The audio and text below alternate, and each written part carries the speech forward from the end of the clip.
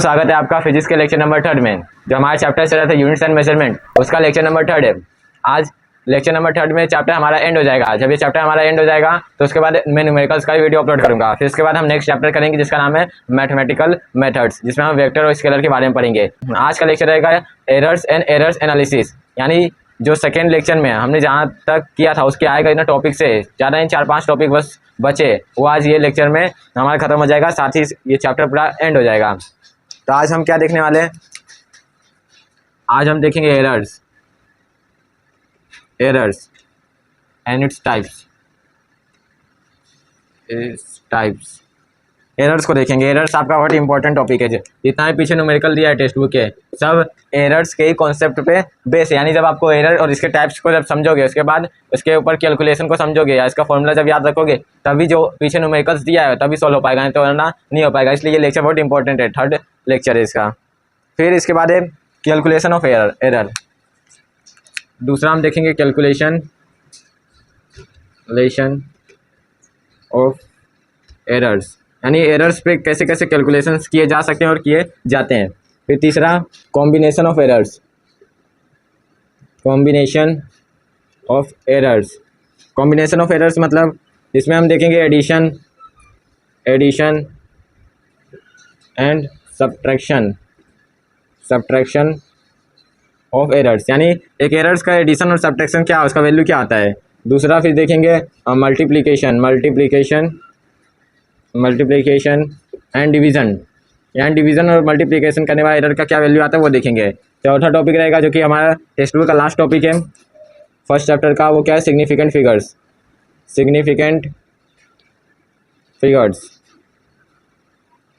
Figures दिया है, इसका कॉन्सेप्ट देखेंगे। इसके बाद 4-5 उसके रूल्स एंड रेगुलेशन दिया है, यानी rules for determining significant figures, short में लिखा है सिर्फ सिग्निफिकेंट फिगर्स। यानी इस लेक्चर में हम क्या देखने वाले हैं? इस लेक्चर में देखेंगे एरर्स और उसके टाइप्स क्या है, एरर्स क्या होता है, कितने टाइप्स के होते हैं वो देखेंगे। दूसरा देखेंगे कैलकुलेशन ऑफ एरर्स, यानी एरर्स के ऊपर कैसे कैसे कैलकुलेशन किए जा सकते हैं। तीसरा रहेगा हमारा कॉम्बिनेशन ऑफ एरर्स है। एंड देन चौथा टॉपिक रहेगा हमारा सिग्निफिकेंट फिगर्स के जस्ट नीचे आपको दिया है rules for defining the significant figures, यानी हम कौन से नंबर को सिग्निफिकेंट फिगर्स बोलेंगे, किसको नहीं बोलेंगे। तो ये हुआ एक फ्लो हुआ ये लेक्चर का पहला दूसरा, यानी हम टोटल 5 टॉपिक इसमें करेंगे। जब ये पूरा हो जाएगा हमारा तो ये चैप्टर पूरा हमारा एंड हो जाएगा। तो चलिए वीडियो को स्टार्ट करते हैं। और लेक्चर में आगे बढ़ने से पहले बता दें, जितना मैं यहाँ टॉपिक लिखाऊंगा वो आप नोट्स बनाते चलना है, यानी जितना मैं यहाँ व्हाइट बोर्ड पर लिखाऊंगा वो आप लिखते चलना, तभी आपको इस लेक्चर का फायदा होगा, वरना आप देख के भूल जाओगे। तो पहला टॉपिक है हमारा एरर्स मतलब क्या होता है? अगर इसका हिंदी मीनिंग देखेंगे तो एरर का मतलब होता है गलती। अब गलती क्या चीज़ में? हम फिजिक्स में क्या करते हैं? हम फिजिक्स में किसी चीज़ को मेजर कर देते हैं, तो जब हम किसी चीज़ को मेजर करेंगे तो उसमें जो एरर्स आएगा, जो गलती आएगा, वही क्या होगा? हमारा एरर्स। इसका डेफिनेशन क्या होगा? इसका डेफिनेशन रहेगा अपना the difference between measured value and the true value. Measured value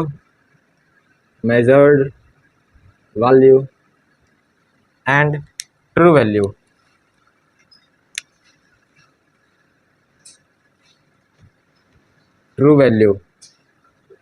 मतलब क्या है? एरर क्या होता है अपना? मेजर्ड वैल्यू और ट्रू वैल्यू और मेजर्ड वैल्यू को जब हम क्या उसका माइनस करते हैं, जब उसका हम डिफरेंस निकालते हैं तो हमारा क्या एरर निकलता है। एरर का मतलब एक एग्जांपल से समझो पहले, इसके बाद डेफिनेशन देखना। जैसे एग्जांपल हो गया वेइंग मशीन का। वेइंग मशीन क्या करता है? किसी भी चीज़ का वजन मापता है, यानी जितना वजन हमें निकालना है वो क्या वेइंग मशीन से निकलता है। जैसे मेरा मास दिया है 70 kg, my mass is equal to कितना दिया है? 70 kg।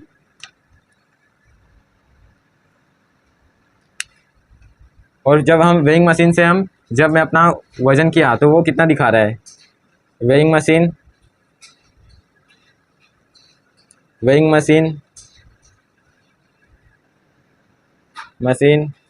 सो कितना दिखा रहा है वो? 75 kg। मान लो अजम्पशन है, मान लो दिखा रहे 75 kg। तो मेरा मास क्या था? 70 kg। 70 kg क्या था? फिक्स था तो उसको क्या बोलेंगे? ट्रू था, ट्रू में रियल था। इतने रियल क्या था 70 kg, तो उसको क्या बोलेंगे हम, ट्रू वैल्यू। और हमने क्या मेजर किया, तो ये क्या हो जाएगा हमारा मेजर्ड वैल्यू, मेजर्ड वैल्यू। तो अगर हमें इसमें से अगर किसी ने पूछ दिया कि एरर्स कितने का है, तो कैसे निकालेंगे difference between the measure value and the true value.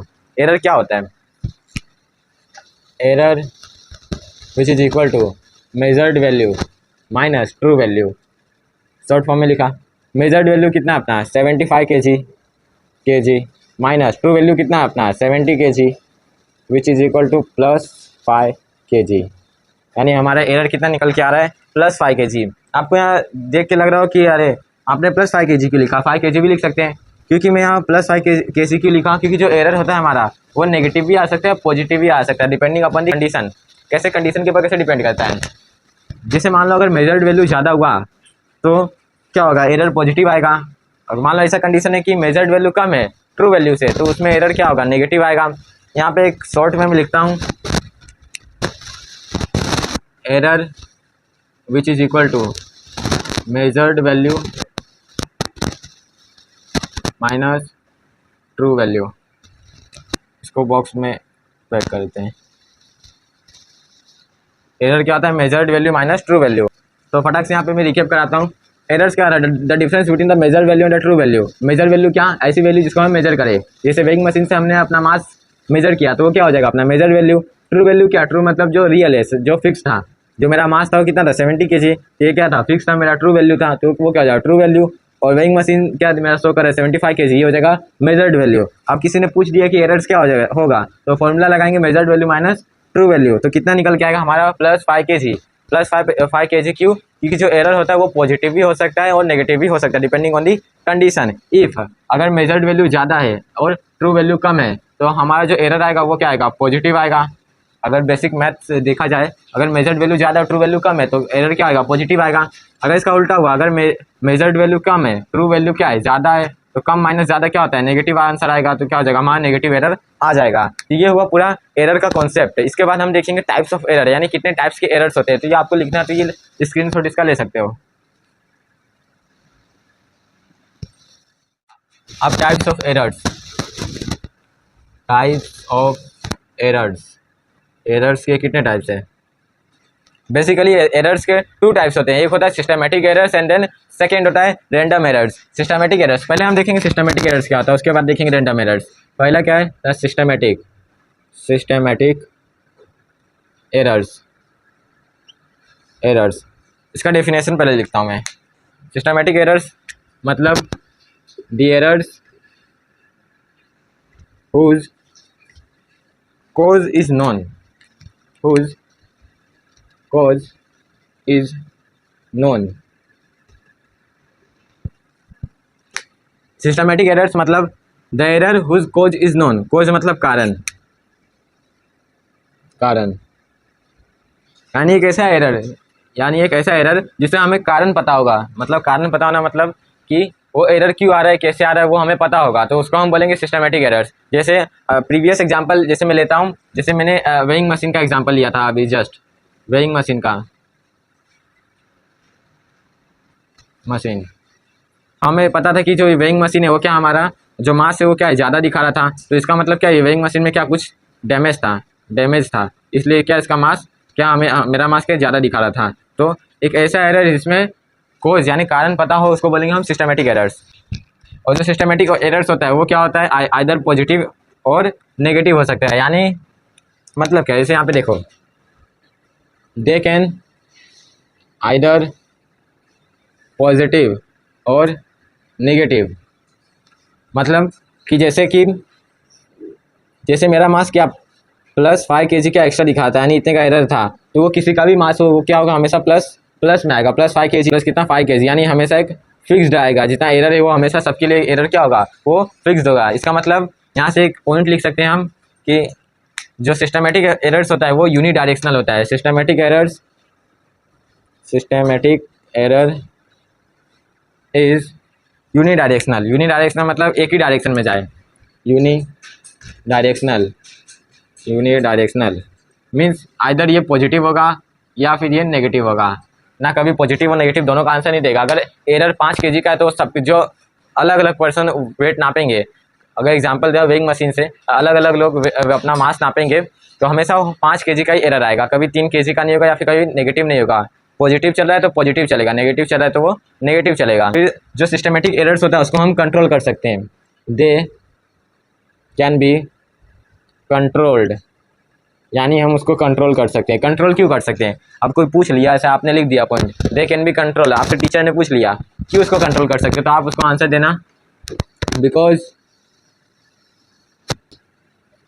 Cause is known. Definition ही बोलता है, इसका कारण हमें पता होता है, इसलिए हम इसको कंट्रोल कर सकते हैं।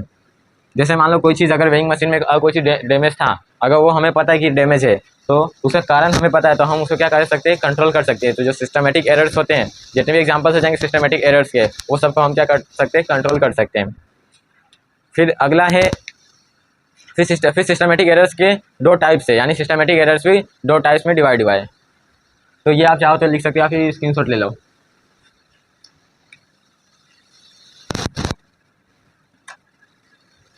अब सिस्टमेटिक एरर्स भी 2 में क्लासीफाई है, एक है इंस्ट्रूमेंटल एरर्स, इंस्ट्रूमेंटल एरर, दूसरा है human error, human error. Text book में पर्सनल और ह्यूमन एरर बात एक ही, पर्सनल आप बोलो या फिर ह्यूमन एरर बोलो। इंस्ट्रूमेंटल एरर और ह्यूमन एरर में क्या क्लासीफाई है, सिस्टमेटिक एरर्स। तो पहले समझेंगे इंस्ट्रूमेंटल एरर्स क्या होता है। इंस्ट्रूमेंटल एरर नाम से ही पता चल रहा है, because of instrument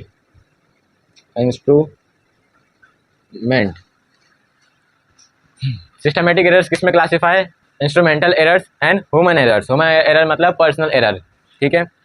systematic errors उसमें फर्स्ट क्या अपना इंस्ट्रूमेंटल एरर। इंस्ट्रूमेंटल एरर मतलब बिकॉज ऑफ इंस्ट्रूमेंट, यानी जो एरर इंस्ट्रूमेंट के कारण आए उसे हम क्या बोलेंगे, इंस्ट्रूमेंटल एरर। इसका एक डेफिनेशन है, डेफिनेशन भी लिख सकते हो, लिखोगे errors due to imperfect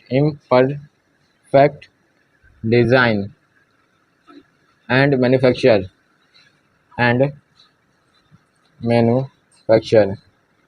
and also due to improper calibration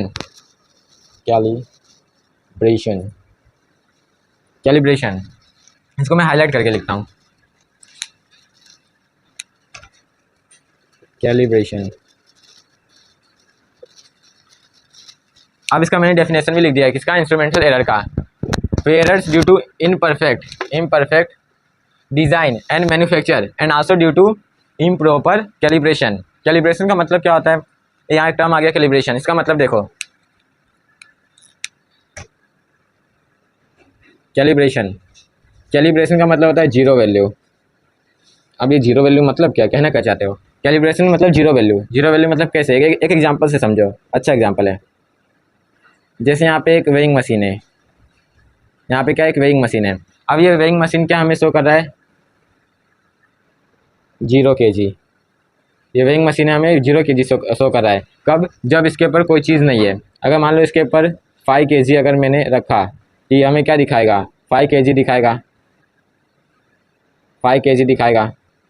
अब कैलिब्रेशन का मतलब क्या होता है, जीरो वैल्यू मतलब अगर मान लो इसके ऊपर कोई चीज़ रखा नहीं है तो ये हमें क्या दिखाना चाहिए, 0।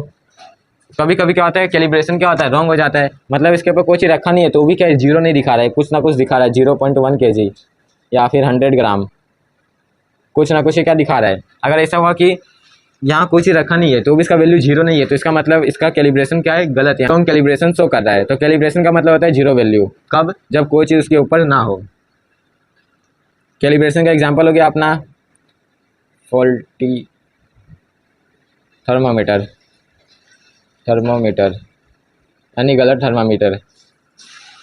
सिस्टमेटिक एरर्स में पहला क्या था हमारा, instrumental error. Instrumental error means the errors which is caused by the due to instrument के कारण जो एरर्स है उसको बोलेंगे अपन इंस्ट्रूमेंटल एरर। एक बढ़िया से डेफिनेशन भी मैंने लिख दिया है, errors due to imperfect design and manufacture and also due to improper calibration. Calibration का मतलब मैंने एक एग्जांपल से अच्छे से समझाया। कैलिब्रेशन मतलब जीरो वैल्यू मतलब अगर वेइंग मशीन या फिर वजन मापने वाली मशीन पे अगर कोई चीज़ ना हो तो वो वैल्यू 0 दिखाना चाहिए। अगर 0 नहीं दिखा रहा है तो इसका मतलब उसका कैलिब्रेशन क्या है, रॉन्ग है।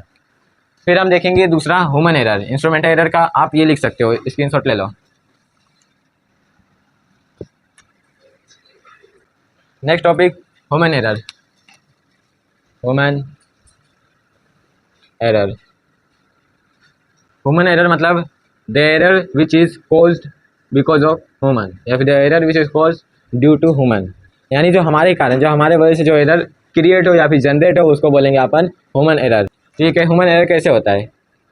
मान लो कभी इम्परफेक्ट टेक्निक का यूज किए, इम्परफेक्ट टेक्निक यानी कोई टेक्निक ही इम्परफेक्ट अगर उसका यूज़ करेंगे तो क्या हमें एरर शो कर। जैसे मान लो यहाँ पे एग्जांपल देता हूँ, जैसे मान लो एक बीकर है, मान लो एक कंटेनर है। अब कंटेनर के अंदर क्या है? वाटर है। एज्यूम कर लो कंटेनर के अंदर क्या है? वाटर।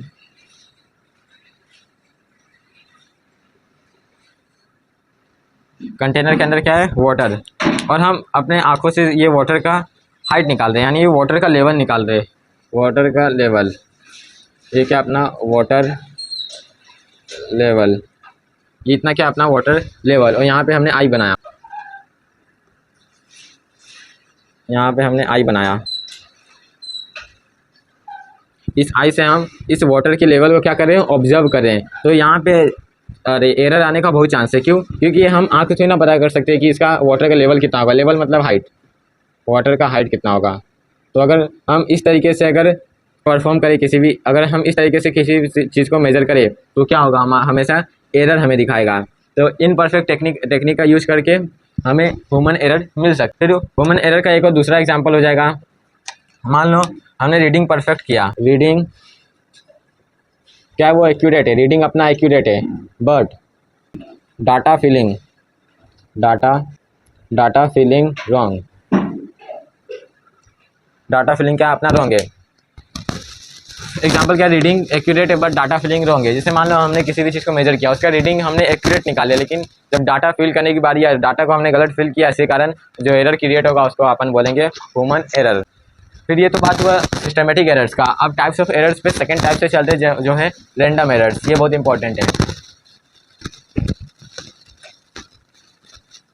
तो ये आप स्क्रीनशॉट ले सकते हो। तो टाइप्स ऑफ एरर्स के सेकंड टाइप्स पे चलेंगे, जो कि रैंडम एरर्स।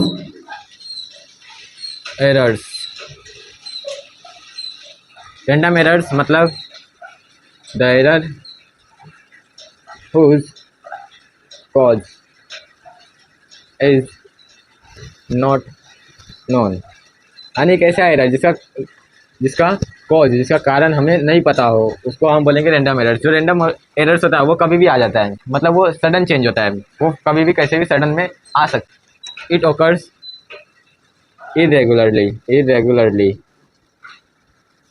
मतलब कभी भी आ सकता है। फॉर एग्जांपल जैसे रैंडम एरर्स आ रहे हैं तो कभी क्या होगा? 5 kg का डिफरेंस होगा, यानी 5 kg का एरर आएगा। तो कभी क्या हो जाएगा? -3 kg का एरर आ जाएगा। कभी क्या होगा? +9 kg का एरर आ जाएगा। सिमिलरली कभी क्या हो जाएगा? -2 kg का एरर भी आ सकता है। अब इससे एक चीज़ देख के आपको पता चल रहा है कि कभी माइनस आ रहा है, कभी माइनस आ रहा है, कभी प्लस आ रहा है। मतलब जो रैंडम एरर्स होते हैं वो पॉजिटिव हो सकते हैं और नेगेटिव भी हो सकते हैं। जो इसके पहले था वो क्या था? Systematic errors. वो क्या था? आइदर पॉजिटिव और नेगेटिव, या पॉजिटिव होंगे या फिर नेगेटिव। लेकिन रैंडम एरर्स के केस में ऐसा नहीं है, ये पॉजिटिव भी हो सकता है एंड नेगेटिव भी हो सकता है, ये दोनों हो सकता है। इसको देख के आप क्या बोल सकते हो? ये क्या है? नॉट यूनिडायरेक्शनल, यानी एक डायरेक्शन में नहीं चल रहा है, कभी पॉजिटिव आ रहा है, कभी नेगेटिव। और जो रैंडम एरर है उसको क्या कर सकते हैं? हम कंट्रोल नहीं कर सकते, उसको हम एलिमिनेट नहीं कर सकते। जो सिस्टमेटिक एरर्स था उसको क्या कर सकते हैं? हम कैन बी एलिमिनेटेड, उसको हम एलिमिनेट कर सकते हैं because their cause is known, उसका कारण हमें पता रहता है, उसको हम एलिमिनेट कर सकते हैं। अब रैंडम एरर से उसका कॉज हमें पता नहीं है तो उसको हम एलिमिनेट नहीं कर सकते हैं। तो इस कंडीशन में अपने को करना क्या होगा? इस कंडीशन में अपने को क्या करना होगा? Take as many as possible reading, take as many readings as possible, जितना पॉसिबल हो सके उतना रीडिंग लो। And then after take average, उसके बाद क्या करो? एवरेज को लो, यानी पहले बहुत सारे रीडिंग्स को लो जितना पॉसिबल हो, इसके बाद एवरेज ले लो। इसका सॉल्यूशन यही है, किसका? रैंडम एरर्स का, कि पहले बहुत सारे रीडिंग्स को लो, और इसके बाद उसी रीडिंग्स का क्या कर लो, एवरेज ले लो। तो रेंडम एरर्स हम कैलकुलेट कर सकते हैं। अब जो यहाँ एक पॉइंट है बताऊंगा, जैसे सिस्टम में जैसे रेंडम एरर्स पे हम नंबर ऑफ़ रीडिंग्स लेंगे तो रेंडम एरर्स पे फ़र्क पड़ेगा, लेकिन अगर बात की सिस्टमेटिक एरर्स पे, उस पर अगर रीडिंग्स लेंगे, मल्टीपल्स रीडिंग लेंगे तो उस पर कुछ इफेक्ट नहीं करेगा, यानी systematic errors have no effect on the number of reading. अब आ जाएंगे न्यूमेरिकल पार्ट में, किसका, रेंडम एरर्स पे, यानी एरर्स पे कैसे न्यूमेरिकल सोल्व करना है, वो अब जो अगला टॉपिक है क्या है, एस्टिमेशन ऑफ एरर्स यानी कैलकुलेशन ऑफ एरर, उससे समझेगा। तो ये आप लिख सकते हो। आप देखते हैं नेक्स्ट टॉपिक। तो इस लेक्चर का सेकंड टॉपिक जो कि था अपना कैलकुलेशन ऑफ एरर्स। इसमें पूरा वाइट बोर्ड अपना जाएगा, इसलिए मैं यहाँ पे रिवीजन करता हूँ। कैलकुलेशन ऑफ एरर्स ये क्या अपना सेकंड टॉपिक था। अब इसमें क्या कहते हैं, हम सपोज करते हैं, suppose we are measuring the length of road. अब ध्यान से देखते हैं, जाना पूरा कंसंट्रेशन वाइट बोर्ड पे होना चाहिए तभी समझेगा। ऑफ रोड यानी हम किसी एक रोड है उसका क्या कर रहे हैं, हम लेंथ निकाल रहे हैं, ऐसे सपोज किए हैं। तो यहाँ पे 4-5 रीडिंग्स आया, तो उसको मैं अभी देता हूँ स्टेप नंबर 1। हम कैलकुलेट करें ना एरर को, तो इसमें पहला स्टेप रहेगा रीडिंग्स। अब रीडिंग्स क्या आया, मान लो A1 में नाम दिया, A1 कितना आया 4.1 मीटर, A2 आया 3.9 मीटर, ये हम एज्यूम किए, सपोज किए। A3 आया 4.6 मीटर एंड A4 आया 3.7 मीटर, A5 आया, 5 रीडिंग ले रहे हैं मीटर। ये हम 5 रीडिंग को क्या किए, एज्यूम किए कि जब किसी एक रोड का लेंथ हम मेज़र किए तो उसमें ये 5 रीडिंग्स अपना आया। तो अब हम इसको क्या करेंगे, इसका एक हम मीन निकालेंगे, यानी मीन कैसे निकलता है, sum of number divide by total numbers, यानी कितना है, यानी सम करना है, फिर इसके बाद कितना है उसे डिवाइड करना है। इसको सम करेंगे क्या हो जाए, A1 plus A2 plus A3 plus A4 plus A5 divide by कितना है 5 है, 5 से डिवाइड करेंगे। A1 कितना दिया आपने को 4.1, A2 कितना है 3.9, A3 कितना है 4.6, A4 3.7, A5 4.3 डिवाइड बाई 5। आप अगर इसको सम करोगे तो वैल्यू आएगा 20.6। मैं डायरेक्ट लिख देता हूँ, आप इसको सम कर लेना। 20.6 डिवाइड बाई क्या हो जाएगा 5, तो इसका आंसर क्या आ जाएगा 4.12। तो हमारा ए मीन निकल के आ गया, ए मीन आ गया अपना 4.12। ये मीन काम का आगे अभी काम आने वाला है। अब ए मीन हमारा क्या है 4.12। हमने क्या किया, देखो हमने क्या किया, suppose we are measuring the length of road, एक रोड का लेंथ मेजर कर रहे हैं रोड। फिर इसके बाद इसमें स्टेप पहला क्या है, रीडिंग्स लेना। अपने रीडिंग्स मान लो ये 5 रीडिंग्स आया, उसका रीडिंग्स का क्या करना है अपने को, मीन निकालना। मीन क्या होता है, sum of number divide by total number. तो हमने सम किया, फिर जितना नंबर था उसे डिवाइड किया, तो हमारा ए मीन निकल के आ गया। ए मीन कितना है 4.12। अब जो ये ए मीन आया उसको ये क्या करते हैं, हम एज्यूम कर लेते हैं कि ये ट्रू वैल्यू है। एज्यूम क्या कहते हैं, ये ट्रू वैल्यू है। We are assuming that it is a true value. क्यों हम ट्रू वैल्यूज़ को एज्यूम किए, क्योंकि मैंने पहले ही बताया था कि जो रैंडम्स एरर्स है उसको निकालने में क्या करते हैं हम, मल्टीपल टाइम्स क्या हम ऑब्जर्व करते हैं, मल्टीपल रीडिंग लेते हैं, इसके बाद क्या एवरेज निकालते हैं। यहाँ भी तो मैंने यही किया, मल्टीपल रीडिंग लिया और उसके बाद एवरेज निकाला। इसलिए जो ये वैल्यू है, ये जो मीन आया है वो क्या है, अपना ट्रू वैल्यू हम एज्यूम करते हैं। स्टेप नंबर सेकेंड है, स्टेप नंबर सेकेंड क्या है, step number second calculating absolute errors, यानी अपने को एब्सोल्यूट एरर्स निकालते हैं। एब्सोल्यूट एरर्स इसमें क्या करना है अपने को, मान लो डेल्टा A1।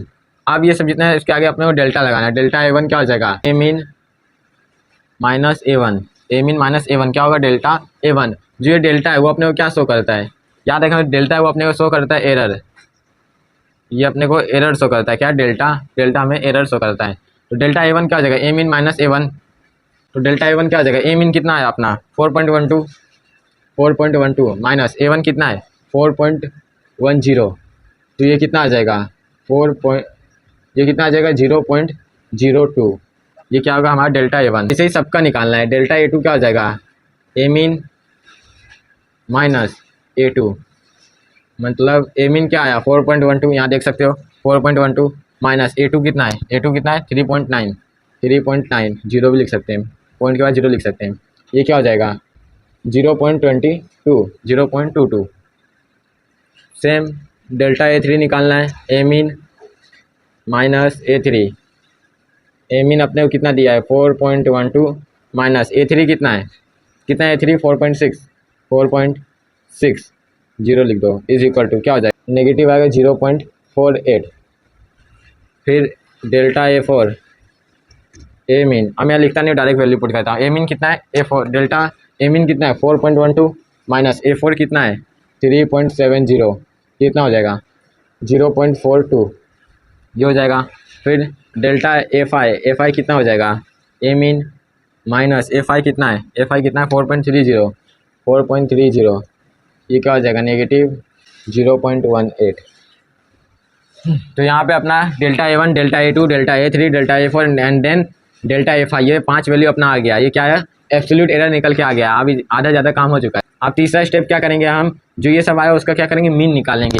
तो mean of absolute error, mean of absolute errors, absolute errors का क्या करेंगे हम मीन निकालेंगे।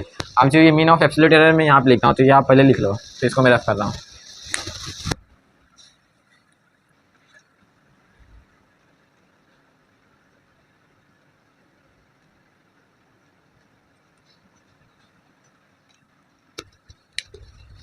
तीसरा स्टेप यहाँ पे मीन ऑफ एब्सोल्यूट एरर, यानी ये सब दिया इसका मीन निकालना है। तो अब वो हो जाएगा delta A mean, delta A mean क्या हो जाएगा delta A1 plus delta A2 plus delta A3 plus delta A4 and then last delta A5, 5 से डिवाइड करेंगे डेल्टा ए मीन। अब यहाँ हम क्या करेंगे, हम मोड लगा देंगे, मोड जो कि मैग्नीट्यूड दिखाता है, यानी वो पॉजिटिव वैल्यू दिखाता है, डायरेक्शन नहीं। मोड लगा देंगे क्यों, क्योंकि हमें पॉजिटिव वैल्यू चाहिए, नेगेटिव वैल्यू नहीं चाहिए। डेल्टा A1 कितना है 0.02 प्लस 0.22 था, यहाँ से लिखता हूँ is equal to 0.02 plus 0.22 plus 0.48 plus 0.42 plus 0.18 divide by क्या था नीचे अपना 5। अब ऊपर वाले को सम करेंगे कितना आएगा, वो आएगा 1.32 डिवाइड बाई 5, आप सम कर लेना इज इक्वल टू, अब इसको डिवाइड करेंगे तो क्या आएगा अपना 0.264, ये अपना वैल्यू आएगा।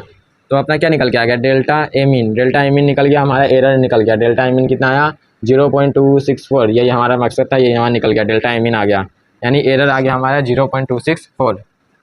अब किसी एरर को लिखने का एक क्या होता है राइटिंग, वे ऑफ राइटिंग क्या होता है, पहले होगा उसमें A mean true value plus minus delta A mean, delta A mean क्या होता है एरर, मान लो यहाँ पे हुआ 56 प्लस माइनस 0.264 ऐसा हुआ, तो यहाँ 56 है उसमें प्लस माइनस 0.264, इसका क्या आया एरर क्रिएट हो रहा है, इसका एरर क्रिएट हो रहा है। तो ये हुआ है वे ऑफ राइटिंग, किसी भी एरर को लिखने का way of writing.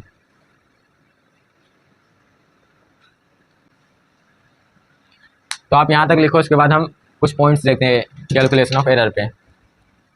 Way of writing लिख देता हूँ मैं, ए mean plus minus delta A mean, ये क्या था अपना वे ऑफ राइटिंग। तो अब अगर इससे आपको कोई से किसी ने पूछ लिया ए कब मैक्सिमम होगा, कब होगा जब ए मीन प्लस होगा डेल्टा ए मीन के साथ, जब प्लस होगा तो वो मैक्सिमम होगा, ये क्या होगा मैक्सिमम होगा, मैक्सिमम। और अगर आपने पूछ लिया मिनिमम कब होगा, ये कब होगा जब ए मीन माइनस लगा होगा डेल्टा ए मीन के साथ, तो ये क्या होगा अपना मिनिमम होगा, मिनिमम। ये पॉइंट याद रखना। अब यहाँ टेक्स्ट बुक में आपको एक और दिया रिलेटिव एरर, रिलेटिव एरर कुछ नहीं है, वो क्या है delta A mean divide by A mean, यानी it is a ratio of delta A mean divide by A mean, it is called as relative error. फिर एक और आपको दिया है परसेंटेज एरर, परसेंटेज एरर क्या होगा delta A mean divide by A mean into 100। Percentage निकालते तो हमेशा हमें 100 से मल्टीप्लाई करना होता है। इन केस ऑफ परसेंटेज एरर हम क्या करेंगे, रिलेटिव एरर को 100 से मल्टीप्लाई करेंगे तो हमारा परसेंटेज एरर निकल के आ जाएगा। तो ये सेकंड टॉपिक में हमारा एंड हुआ, और तीसरा टॉपिक है कॉम्बिनेशन ऑफ एरर्स। अब हम देखते हैं combination of errors.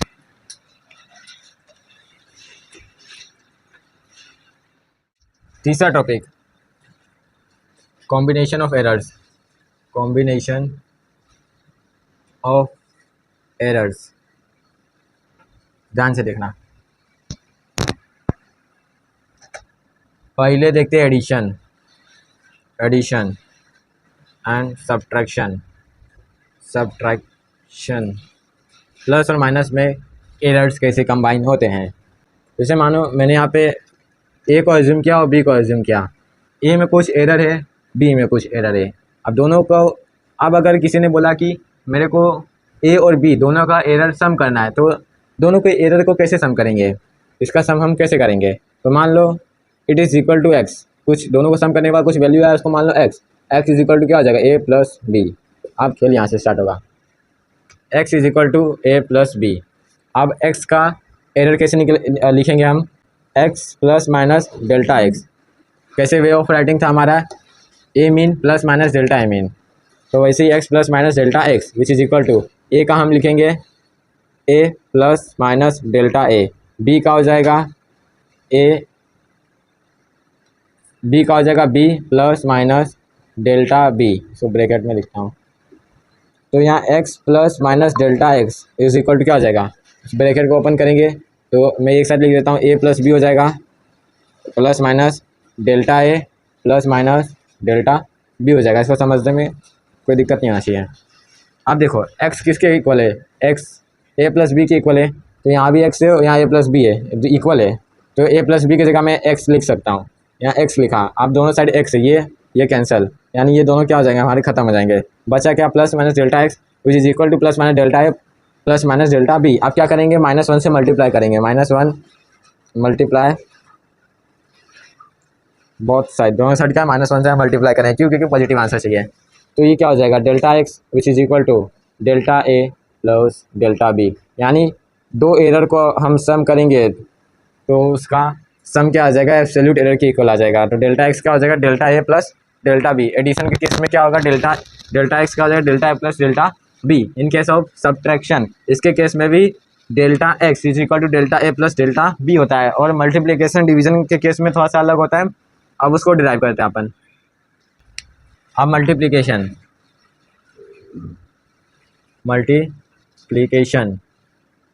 And division दोनों का सेम होता है, इससे प्लस और माइनस का सेम होता है,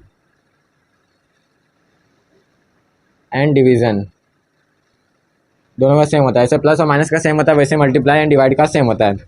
एज्यूम करो ए और बी, अब ये दोनों मल्टीप्लाई करें। अब इसका जो एरर होगा मल्टीप्लाई करने के बाद, वो मान लो कुछ आ रहा है, उसको मैंने एज्यूम किया एक्स, तो X is equal to A into B, X is equal to A B आ गया। एक्स का वे ऑफ राइटिंग क्या आ जाएगा, X plus minus delta x which is equal to, A को कैसे लिखेंगे, A plus minus delta A, B को कैसे लिखेंगे, B plus minus delta B. अब इसको सॉल्व करते जाएंगे हम,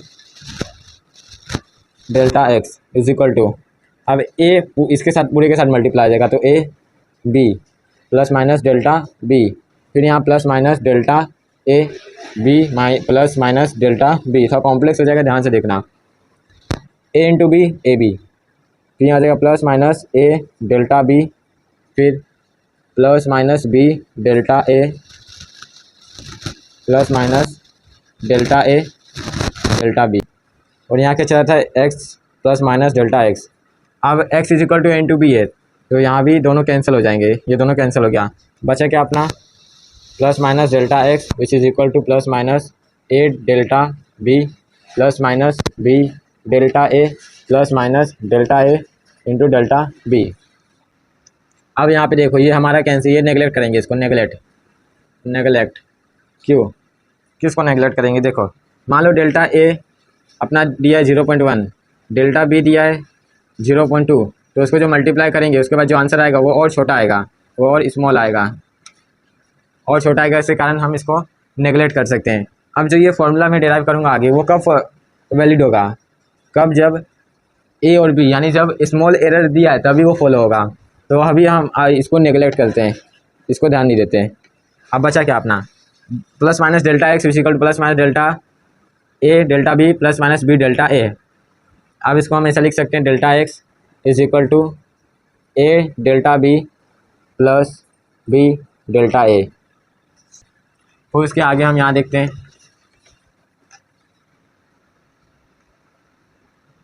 डेल्टा। अब यहाँ पे मैं लिखता हूँ, यहाँ लिख देता हूँ कि अब हम क्या करेंगे, इसमें डिवाइड बाई एक्स, एक्स से क्या करेंगे, डिवाइड करेंगे। Delta x divide by x is equal to A delta b divide by x plus B delta A divide by x. X किसके इक्वल था, ए इंटू बी के। Delta x क्या हो जाएगा, एक्स क्या हो जाएगा, यहाँ पे ए, यहाँ पे एक्स को एक्स रखेंगे और ए डेल्टा बी, एक्स की जगह क्या लिख देंगे हम, ए बी, यहाँ से देख के लिख सकते हैं A B plus B delta A, फिर एक्स की जगह क्या लिखेंगे, ए बी। ए से ए कैंसिल, बी से बी कैंसिल, तो क्या आया अपना delta x by X which is equal to delta B by B plus delta A by A. इसको अगर सीधा करके लिखेंगे क्या हो जाएगा, delta x by X which is equal to delta A by A plus delta B by B.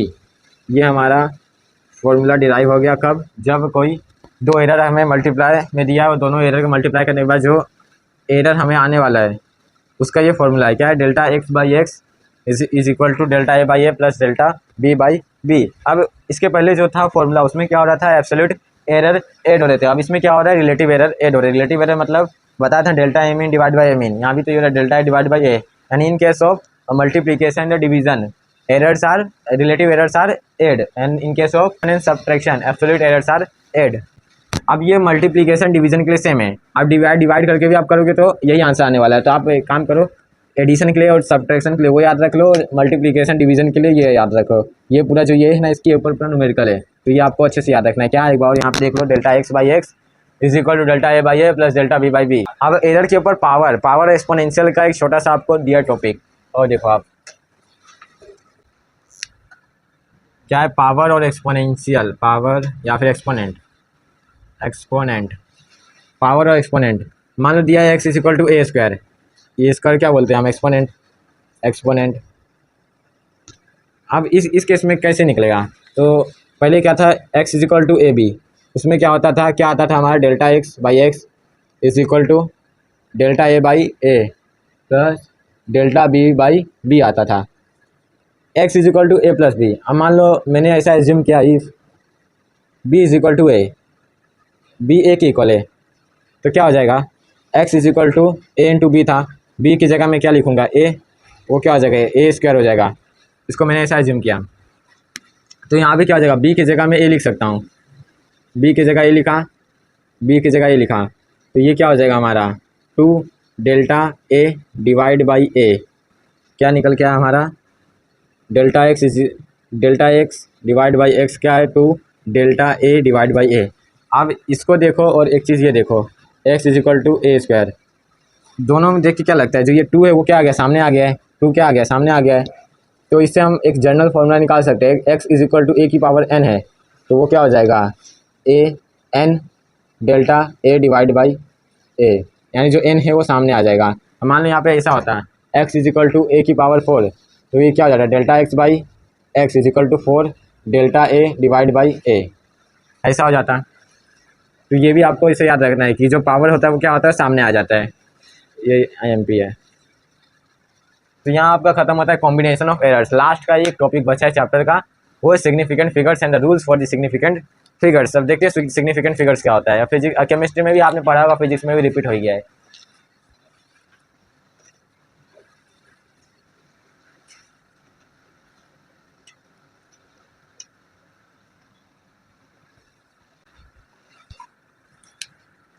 Last का topic है significant figures SF। Significant figures मतलब मीनिंगफुल डिजिट्स, यानी जिसका कुछ मतलब हो। मीनिंगफुल मतलब जिसका कुछ मतलब हो, जिसका वास्तव में कुछ मतलब हो, उसको क्या अपन बोलेंगे, सिग्निफिकेंट डिजिट्स या फिर सिग्निफिकेंट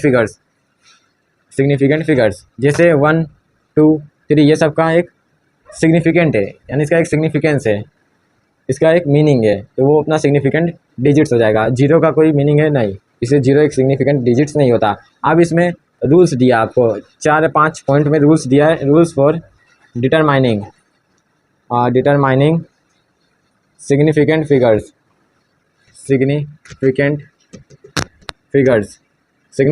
को डिटरमाइन करने के लिए 4-5 रूल दिया है। तो उसमें पहला रूल है आपका कि ऑल, पहला रूल क्या है, पहला रूल है आपका जितने भी नॉन जीरो डिजिट्स है, यानी जितने भी जो जीरो नहीं है, जीरो को छोड़ के जितने भी डिजिट्स है वो सब क्या है, सिग्निफिकेंट डिजिट्स है। एग्जांपल 1 2 3 4 से लेके इन्फिनिटी तक जितने भी वो सब क्या अपने सिग्निफिकेंट डिजिट्स है, वो अपना सिग्निफिकेंट डिजिट्स है। फिर दूसरे पॉइंट में बताया गया है, दूसरे में बताया गया है कि मान लो एक ऐसा एग्जाम्पल 0.001 2 3 है, तो अगर नॉन जीरो डिजिट से पहले अगर जीरो आ रहा है तो वो सिग्निफिकेंट नहीं रहेगा, वो नॉट सिग्निफिकेंट, यानी इसमें total number of significant digits कितने हो जाएंगे 3। तीसरे में बताया गया है कि मान लो दो नंबर के बीच में जीरो आ रहा है, जैसे 1 0 0 2, तो इसका सिग्निफिकेंट फिगर्स कितना है 4, उसका सिग्निफिकेंस है। चौथे में आपको बताया है कि पॉइंट के बाद जीरो आ रहे हैं तो उसका सिग्निफिकेंस है, जैसे 1.000, तो total number of significant digits कितने हो जाएंगे 4 हो जाएंगे। तो ये आपको टोटल 4 पॉइंट दिया, वहाँ पे थ्योरी में लिखा है, मैंने आपको एग्जांपल से समझाया। के साथ ये चैप्टर आपका एंड होता है, significant digits and significant figures and इसका रूल्स। इसके बाद हमारे चैप्टर के बाद कोई टॉपिक नहीं बचा, यानी ये चैप्टर आपका ख़त्म होता है।